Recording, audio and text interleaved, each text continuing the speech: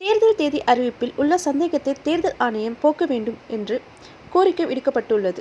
இது குறித்து மனிதநேய மக்கள் கட்சியின் தலைவர் ஜவாஹிருல்லா வெளியிட்டுள்ள அறிக்கையில், கடந்த சில வாரங்களில் மட்டும் 5 முறை தமிழ்நாட்டிற்கு வருகை தந்த பிரதமர் நரேந்திர மோடி பெருமழை வெள்ளத்தில் தமிழ்நாடு மூழ்கி தவித்த போது ஆறுதல் சொல்லக்கூட வரவில்லை, வெள்ள நிவாரண உதவி சிறிதளவு வழங்கவில்லை என கூறினார்.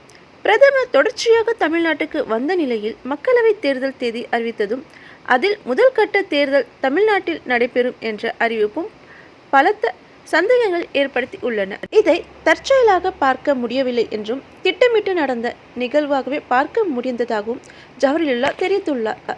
தமிழ்நாட்டில் தேர்தல் தேதி அறிவிக்கப்பட்டு உள்ள ஏப்ரல் 19 தேதி வெள்ளிக்கிழமை வருகிறது.